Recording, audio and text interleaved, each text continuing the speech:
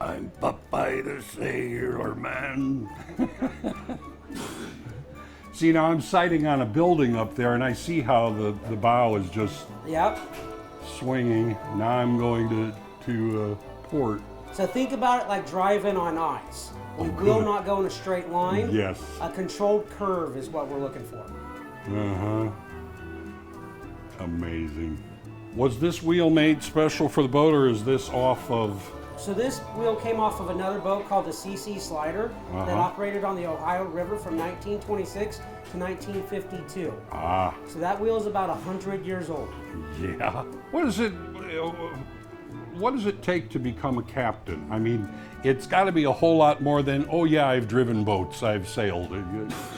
What does it take to be a captain for the Branson Belle? I started here as a basic deckhand and worked my way to the top.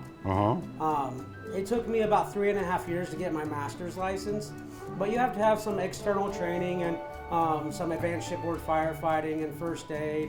You have to, know the weather, nautical terminology and nomenclature, navigation, stuff like that. The funny part is to get your master's license, it takes 5 tests through the U.S. Coast Guard, none of which require you to drive a boat. Really? Yeah, but they're all written exams.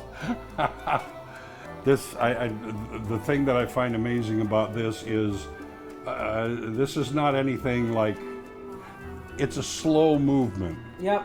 You turn the wheel and you think, oh, it's not doing it, and then all of a sudden you realize, no, it's swinging. It's definitely doing it, yeah. The whole thing. We weigh 2.5 million pounds empty. We're doing 7 miles an hour right now. So anything fast is a scary ordeal. I would think so. We don't exactly have brakes.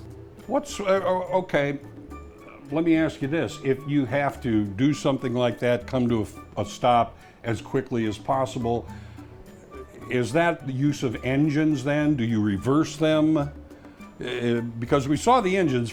Tell me what the engines are like on this boat. So we have Cat Detroit diesels. They're diesel generators specifically built for the marine industry. They provide AC power to the entire boat.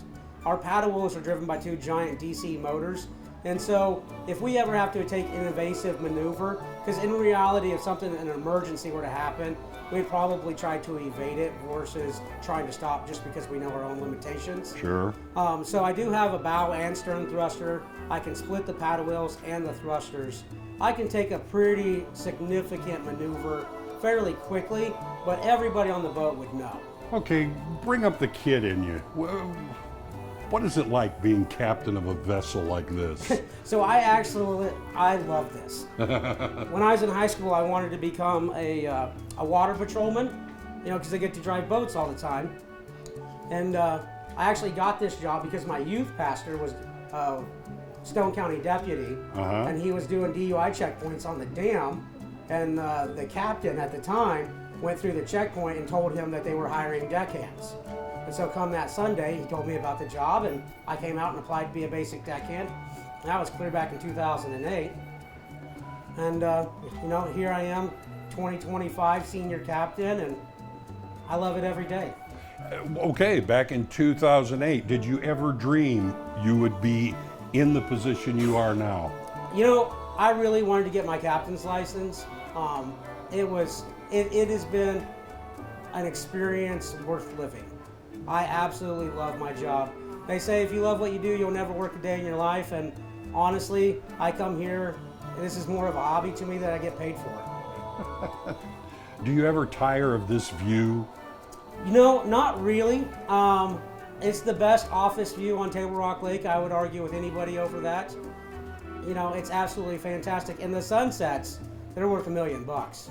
It's also one thing when people say, okay, he maneuvers this craft on Tablerock, but you're responsible for a lot of people. Yep. What does that bring to you?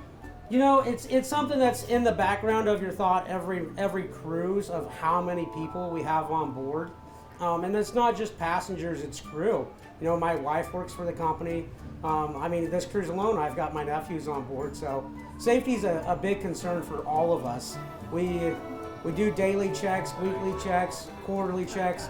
The U.S. Coast Guard regulates us pretty strictly, And so we do our best to keep everybody safe and secure.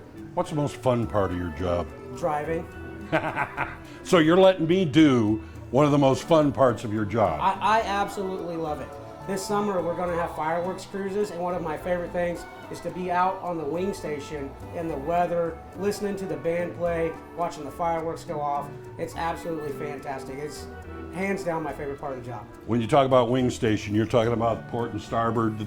Yeah, out here on port and starboard side, we've got a full set of controls that allows us to stand off the side of the boat, and so we can look down and see exactly what we're doing.